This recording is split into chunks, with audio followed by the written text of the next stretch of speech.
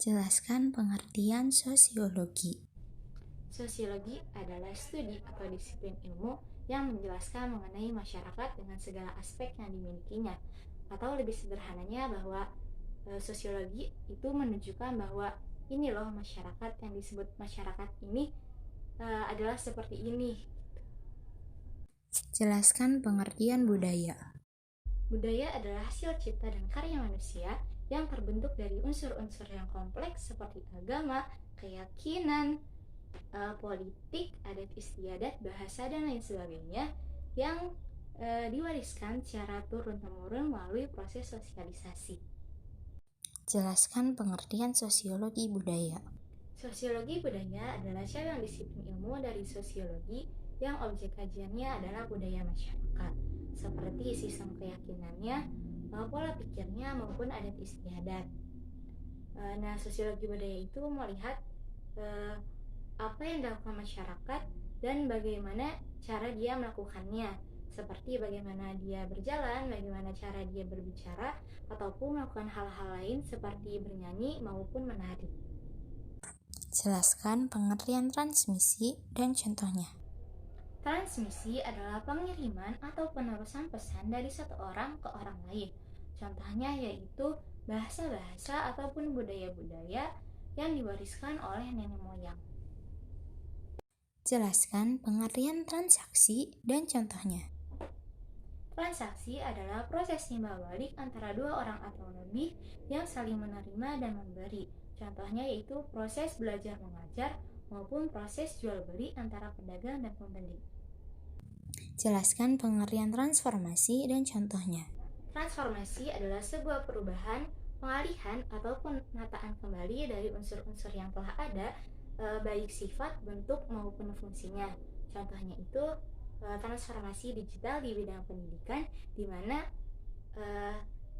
pada saat ini kita itu melakukan proses belajar mengajar dengan cara daring atau online yang dahulunya itu dilakukan secara tatap muka atau langsung. Jelaskan pengertian sosialisasi dan contohnya. Sosialisasi adalah sebuah proses bagaimana memperkenalkan sistem kepada seseorang dan orang tersebut menentukan tanggapan serta reaksinya. Contohnya itu sosialisasi dilarang membuang sampah sembarangan atau dilarang merokok di fasilitas umum seperti terminal maupun taman-taman kota. Jelaskan pendekatan teori struktural fungsional. Pendekatan struktural fungsional. Menurut Emil Durkheim, kultur ataupun budaya yang sifatnya material atau immaterial sama-sama berperan penting dalam menjaga solidaritas. Emil Durkheim ini membagi solidaritas menjadi dua, yaitu solidaritas mekanik dan solidaritas organik. Kemudian nilai, norma, ataupun keyakinan dan lain sebagainya yang dimiliki kelompok tersebut mengarahkan kepada tujuan bersama dan menyandang identitas yang sama pula. Jelaskan pendekatan teori kritis. Pendekatan kritis.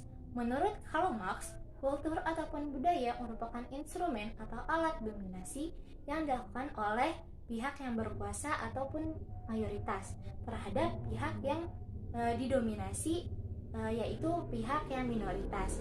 Kemudian juga budaya itu menjadi sarana perlawanan fisik ataupun ideologi yang dilakukan oleh pihak yang didominasi terhadap pihak yang mendominasi. Contohnya itu bahwa sukses itu harus kaya dan memiliki banyak uang, ataupun bahwa cantik itu harus tinggi dan putih. Jelaskan pengertian nilai dan contohnya. Nilai adalah sesuatu yang dianggap baik atau buruk di masyarakat, atau ukuran baik atau buruk. Contohnya itu bila di Indonesia kita bertamu dan disajikan makanan, alangkah baiknya itu kita menghabiskan makanan tersebut karena sebuah bentuk menghargai. Beda halnya dengan di Cina, bahwa hal tersebut itu kurang pantas atau kurang baik karena merasa pemilik rumah menyajikan makanan itu tidak cukup ataupun tidak puas. Jelaskan pengertian norma dan contohnya. Norma adalah suatu aturan di masyarakat, baik berbentuk tertulis maupun tidak tertulis. Contohnya itu aturan berlalu lintas yang diatur oleh undang-undang ataupun aturan protokol kesehatan. Jelaskan pengertian kearifan lokal dan contohnya.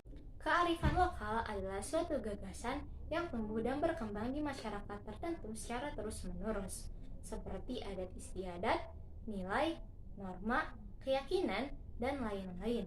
Contohnya itu tradisi puasa Asyura yang dilakukan oleh suku Jawa biasanya. Jelaskan arti dan maksud Quran Surat Al-Hujurat ayat 13.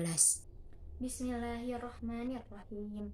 Ya ayuhan nasu inna khalaqnakum min dzakarin wa unsa wa ja'alnakum syu'uban wa qabaila lita'arafu inna akramakum indallahi atqakum innallaha alimun khabir.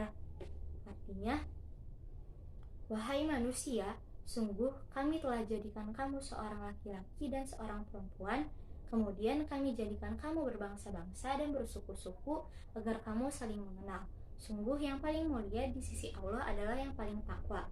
Sungguh Allah Maha mengetahui dan Maha teliti. Ayat tersebut menjelaskan dan meyakinkan persamaan di antara perbedaan. Bahwa manusia itu terdiri dari berbagai suku, ras, budaya, adat istiadat, dan lain-lain, untuk saling memahami dan saling mengenal satu sama lain. Dan tentunya yang paling mulia di sisi Allah adalah yang paling takwa.